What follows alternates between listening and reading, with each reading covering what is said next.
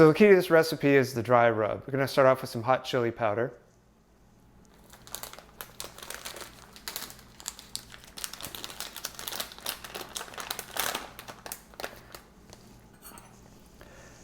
And I'm going to use 4 tablespoons.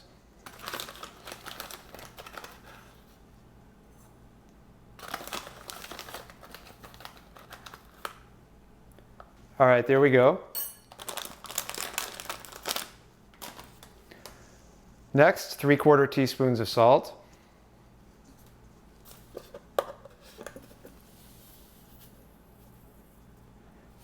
That's about right.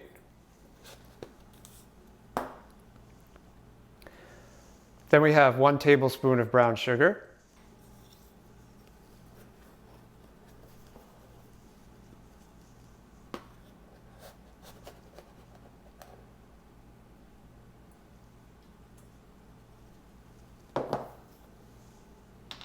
Then we have 2 teaspoons of cumin.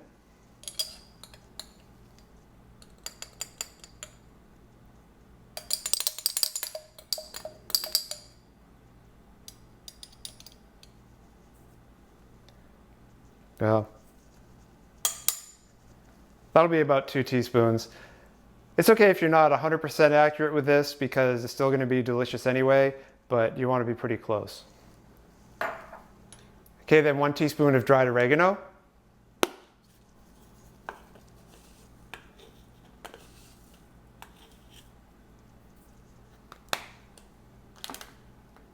One teaspoon of onion powder.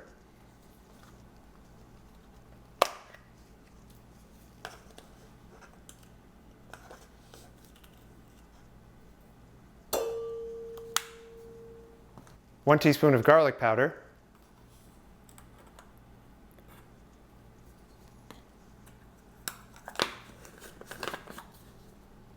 One teaspoon of cayenne pepper.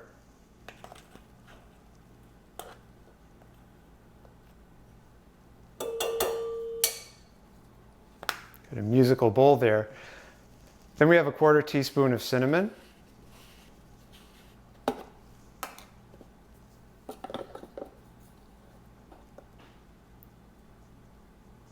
Then I'm just going to put in a few dashes of cloves. Okay, just give it a quick stir. So not only are you trying to mix up the ingredients, but you're trying to break up the brown sugar. That can take a little effort depending on how much your brown sugar is lumped together.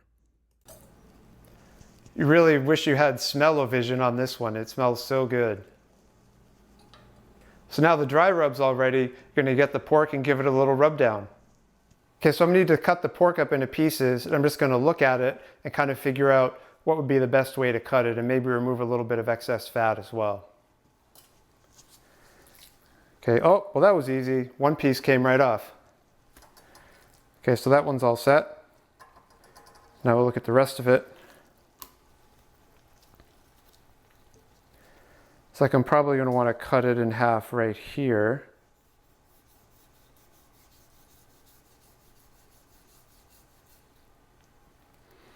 And there's more of a layer of fat than chunks of fat. And since it's just a layer, I'm going to let the pressure cooker do the work here. And I'm not going to cut it anymore. If there were big chunks of fat, I would want to remove those.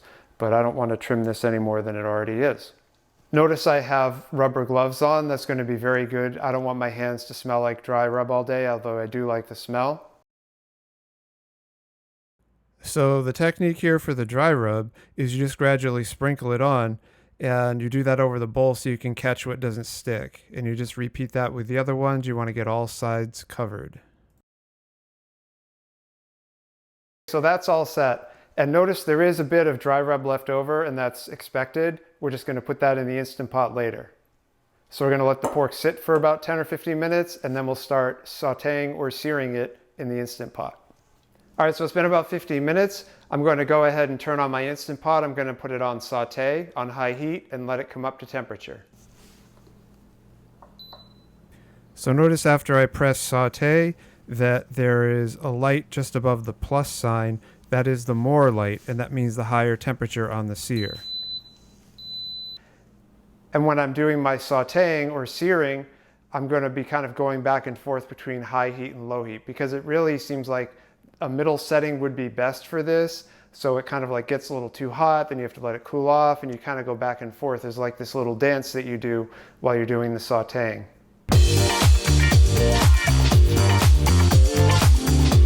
The Instant Pot is preheated and ready to go. So what I have for my sauteing piece is I have avocado oil. I'm going to put in a couple tablespoons of that. And then I'm going to do the pork one at a time, maybe two at a time if I can fit it in there. That's what she said. And so I'm going to saute for a few minutes and then remove a piece or two pieces and then saute the next. First we'll add our avocado oil.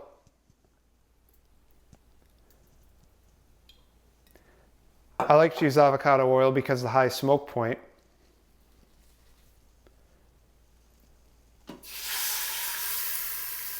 And I think we have room for a smaller one too.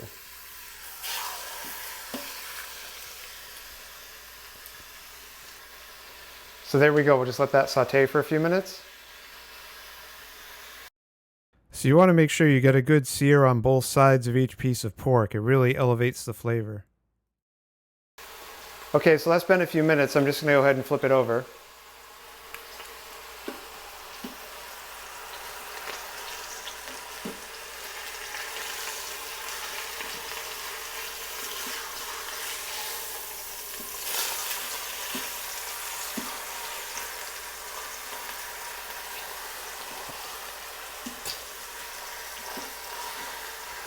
No, I'm having a hard time because the metal bowl on the inside is spinning a lot. I'm going to grab a glove and then hold it still. Wow, I'm so clever sometimes. Yes, using a glove is a great idea. Hold that bowl in place so it doesn't spin around. Makes flipping a lot easier. Now I'll let that saute for a few minutes. Now I'm going to remove those two pieces and then do the third piece.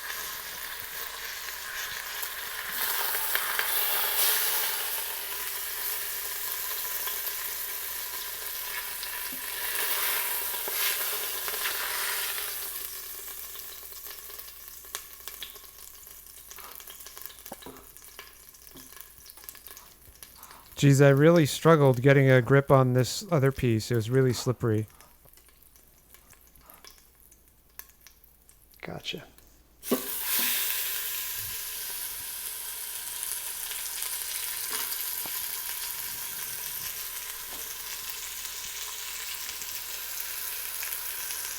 So now I'm reaching the point where it's starting to get a little too hot. Everything's smoking, so I'm going to turn it down.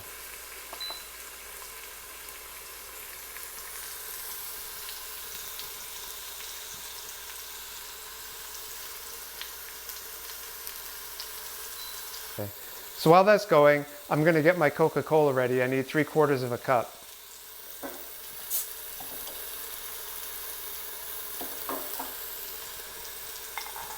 I like to use Mexican Coke, just trying to be as authentic as possible. I do need to work on my pouring angle. You can't really see what's going on.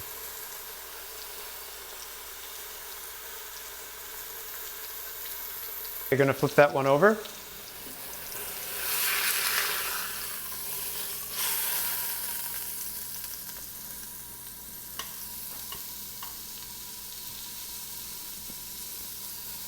So I'm listening at the sizzle and it's not as much sizzling as I'd want. I think that it's cooled off a little bit, so I'm going to increase the heat again.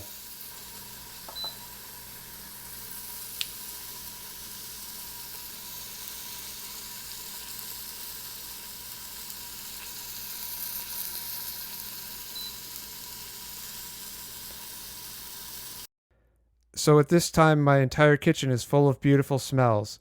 It's just searing a couple minutes on this side and then we'll be done. Starting to look a little dry in there, so I'm going to add a little more oil.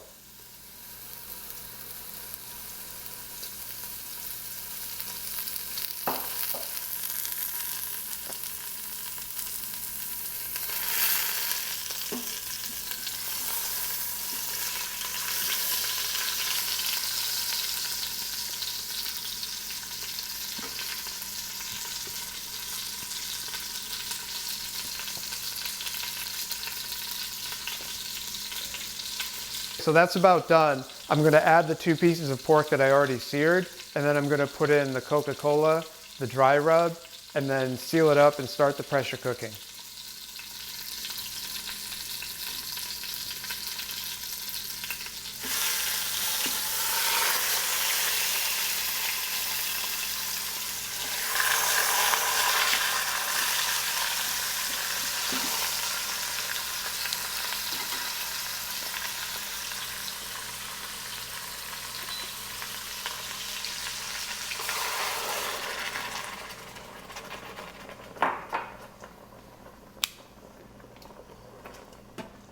You want to try to make sure that the pork is as submerged as possible in the liquid. It's not going to be all the way submerged, but the more you get in there, the more tender it will be.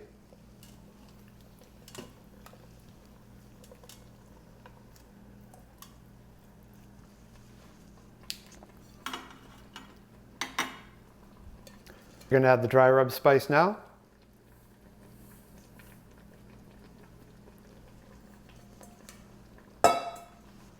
Then put on the lid.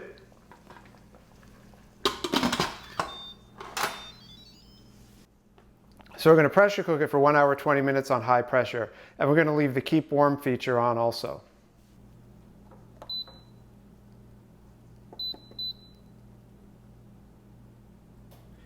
Yeah, I wish there was a way you could enter in the time on these pressure cookers, but you just have to be patient and scroll up the numbers till you get there.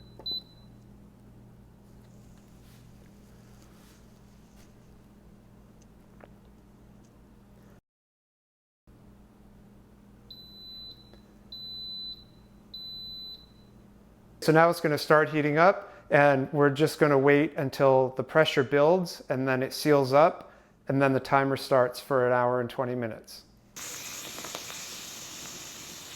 So after you get a pressure cooker started, put the lid on it, it'll just kind of sit there for a while, and you may wonder if it's ever actually going to do anything. Eventually some steam will start coming out the little silver chimney, the chimney will start dancing around, and when there's enough steam flowing out of there, it'll pop up and there's a silicone on the inside that will create a tight seal, then it will start to pressure cook.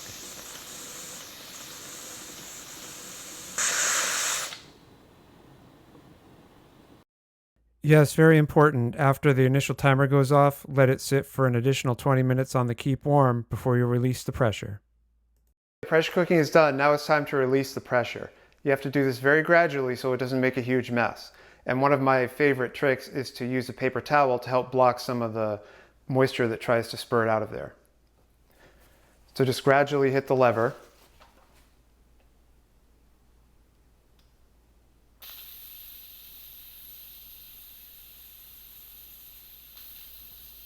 Yeah, I can't emphasize this enough. You need to be very slow when opening that steam valve. I've decorated my ceiling and blinds more than once, so please take your time. Okay, so the lever pushed about halfway, letting the steam out. Open a little more.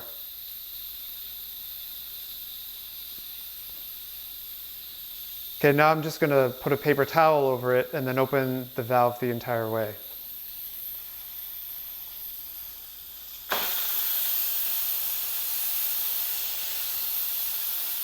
Yeah, I'm really happy that I decided to start using paper towels for this, because it does speed up the process and keeps your kitchen cleaner.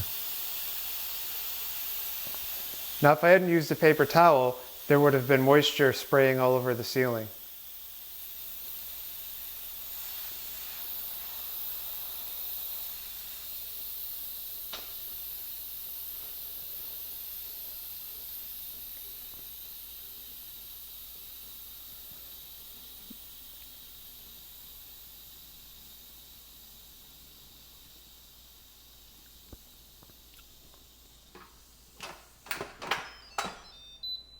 All right, let's take a look.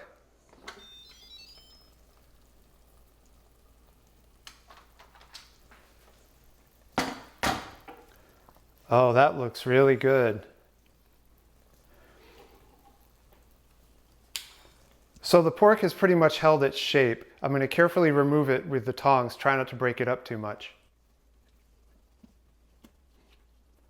Yeah, this pork is super slippery and also very tender, so you want to really try and be careful getting it out of the liquid. without breaking it up too much. It'll just make your life more difficult if it breaks up too much.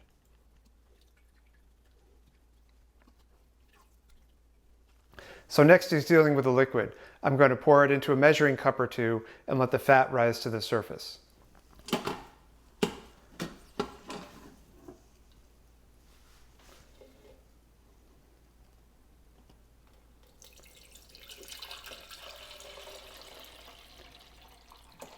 Yeah, it looks like I figured out the angle on pouring finally. How does that look? Let me know in the comments.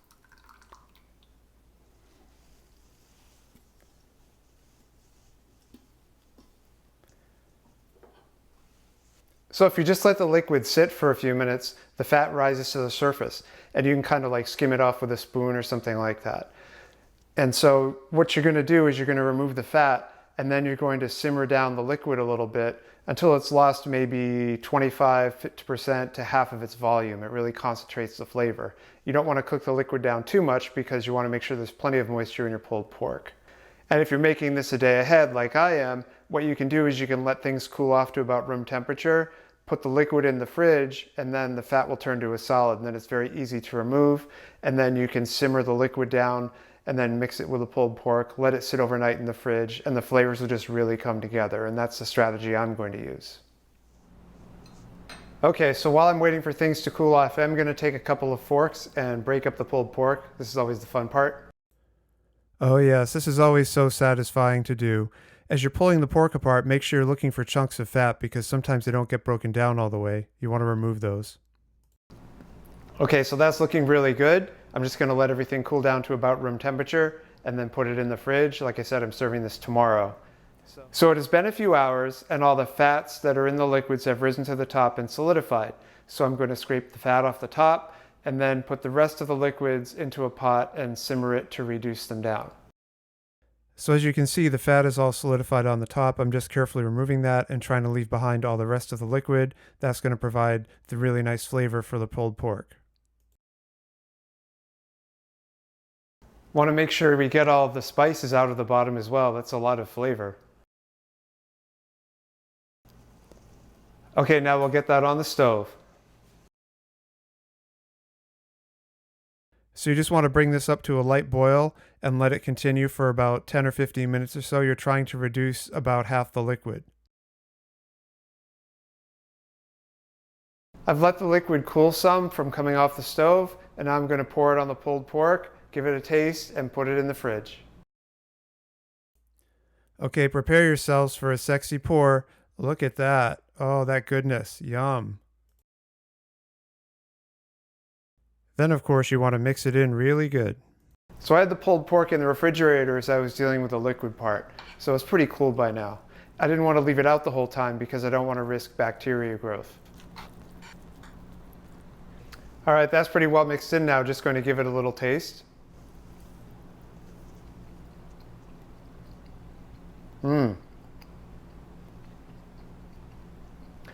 That pork is so tender and flavorful. You really get all the spices. It has a nice bit of heat, but not too much. So if you enjoy Mexican pulled pork, I really hope you try out this recipe. It's pretty easy to do with an Instant Pot. The flavor is delicious, and the meat is tender, and the nice thing about it is there's plenty of it. So you can make your tacos as big as you want, or you can use this in all types of Mexican dishes, and the flavor is just really, really good. It's very satisfying. So here we have pulled pork tacos with sauteed peppers and onions and queso fresco. And here we have pulled pork, grilled peppers and onions, queso fresco, and cilantro. And here we have some epic nachos with pulled pork, jalapenos, onions, tomatoes, black olives. All delicious options. I'm hungry. Let's get a taco. Thanks for watching.